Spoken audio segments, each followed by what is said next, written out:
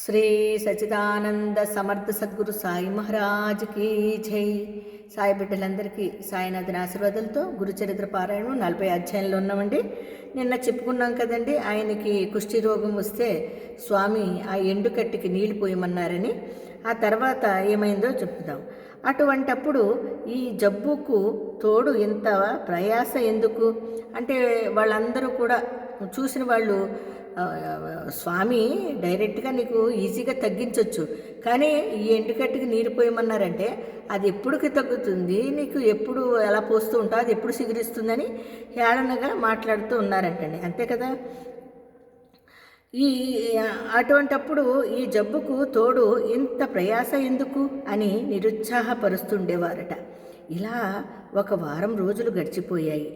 అతడు మాత్రం తన విశ్వాసం కొంచెం కూడా విడవక, ఈ భూమి మీద మహాత్ములు పలికిన మాటలు ఎంత అమోఘమైనవి, వారు సత్య సంకల్పులు కదా, గురుదేవుల వాక్కు అసత్యమేలవుతుంది, వారి కృప వలన చచ్చిన వారెందరో బ్రతకలేదా, ఈ ఎండుకట్టే చిగురించడంలో ఆశ్చర్యమేమున్నది అని చెప్పి తాను మాత్రం తన నియమము ప్రకారము చేస్తుండేవాడట. అందరూ అతని చేస్తున్న పనికి అందరూ ఆశ్చర్యపోతుండేవారట. వారిలో కొందరు వెళ్ళి శ్రీగురునితో, స్వామి, మీరు ఆ రోజున ఆ కుష్ఠిరోగికి ఎందుకు అలా చెప్పారో గాని ఆ వెర్రి బ్రాహ్మణుడు ఆ మాటలు పట్టుకుని ఈ వారం రోజుల నుండి నీరైనా త్రాగకుండా ఆ కట్టెను సేవిస్తున్నాడు. ఎవరేమి చెప్పినా వినడం లేదు. అతని పిచ్చి అతనికి ఆనందమైనట్లుగా ఉన్నది. ఈ వృధా ప్రయాస ఎందుకు అని చెప్పిన వారందరితో అతడు గురువు చెప్పినట్లు చేయడమే నా పని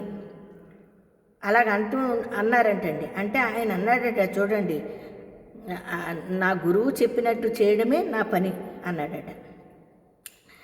గురువు చెప్పినట్టు చేయడమే నా పని, వారు అన్నమాట నిలబెట్టుకొనడం వారి పని అని చెప్పి, అలాంటి విశ్వాసం ఉండాలండి. ఉంటేనే కదా. ఇప్పుడు పక్కన ఉన్నవాళ్ళు లేనిపోని అన్నీ చెప్తూ ఉంటారు, మనల్ని ఎగతాళి చేస్తూ ఉంటారు, కానీ భగవంతుడి మీద విశ్వాసం ఉంచితే తప్పకుండా అనుకున్నది సాధించగలుగుతామండి. ఆయన మీద అపారమైన నమ్మకం ఉండాలండి. ఆయన అలా చెప్పాడు, పాపం వాళ్ళు అలా అంటూ ఉంటే అని చెప్పి ఉపవాసాలు చేస్తున్నాడు. వారు మాట వారు నిలబెట్టుకుంటారు, నా మాట నాకు చెప్పారు కాబట్టి నా మాట నేను నిలబెట్టుకుంటా అని చెప్పి ఉపవాసాలు చేస్తున్నాడు. అతనికి మీరేమైనా చెప్పండి, లేకుంటే అతడు అలాగే చేస్తూ ఉంటాడని చెప్పారటండి. అప్పుడు శ్రీగురుడు, ఈ భూలోకములో గురువాక్యం మొక్కటే తరింపజేయగలది. ఇక్కడ పాయింట్ గమనించండి మీరు. ఎప్పుడైనా సరే గురువు గారు, మన సద్గురు సాయినాథుల వారు చెప్పిందే కదండి జరిగేది. పరబ్రహ్మస్వరూపుడు కదా. మరి ఆయన అన్నారు చూడండి, ఎవరి వాక్కైనా ఫలించదేమో కానీ గురువు చెప్పిన వాక్యాలు తప్పకుండా పనిచేస్తాయి. ఆ వాక్యం ఒక్కటే తరింప చేయగలదు.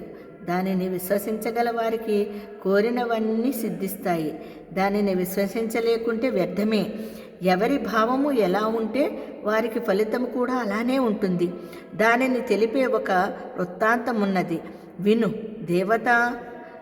దేవత మంత్రము, వైద్యుడు, పుణ్యతీర్థము, గురువు, వీటి పట్ల ఎవరికి ఎలాంటి భావం ఉంటుందో వారి ప్రాప్తము కూడా అలానే ఉంటుంది.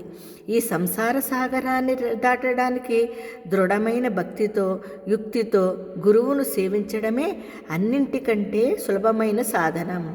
గురువే సాక్షాత్తు పరబ్రహ్మస్వరూపుడన్న భావనతో సేవించగల వారికి ఫలితం వెంటనే లభిస్తుంది అన్నారటండి. అని చూడండి అక్కడ చక్కగా.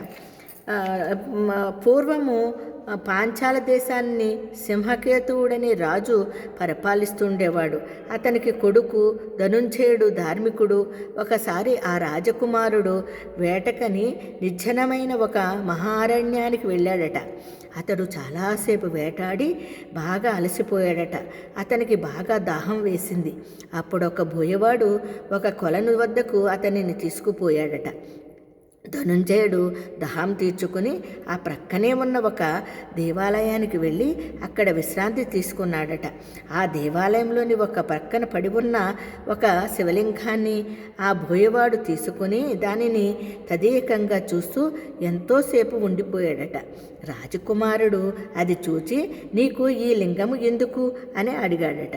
బోయవాడు, అయ్యా, నాకు చాలా కాలంగా శివపూజ చేసుకోవాలనే కోరిక ఉన్నది. శివలింగము అన్నింటికంటే ప్రశస్తమైనది భావంతో తీసుకుంటున్నాను అన్నాడు. ధనుంజయుడు సంతోషించి, ఇది అన్నింటికంటే ప్రశస్తమన్నమాట నిజమే, కనుక నీవు దీనిని భక్తితో పూజించుకో అన్నాడు.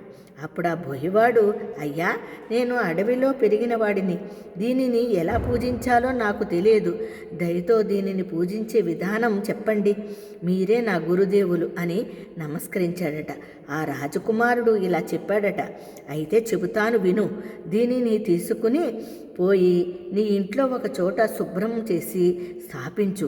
దీని రూపంలో సాక్షాత్తు శివుడే నీ ఇంట్లో ఉంటాడు కనుక నీవు నీ భార్యతో కలిసి శ్రద్ధగా నిత్యము పూజ చెయ్యి. ప్రతిరోజు శ్మశానము నుండి చితాభస్మము అంటే శ్మశానములోని బూడిదని తెచ్చి అది శివునికి అర్పించు. నీవు ఎప్పుడేమి తిన్నా సరే ముందుగా దీనికి అర్పించు, ఆయన ప్రసాదంగా తింటూ ఉండు అని చెప్పారటండి. చూసారా ఎంత అద్భుతంగా ఉందో కదా, నిజంగా చాలా బాగుందండి. మంచి వివరణతో చక్కగా మనకి అర్థమయ్యేలాగా ఆ స్వామి వివరించి చెప్పడము. మరి రేపొద్దున్న ఏం జరుగుతుందో చూద్దామండి. అంతవరకు అందరికీ జై గురుదత్త, శ్రీ గురుదత్త.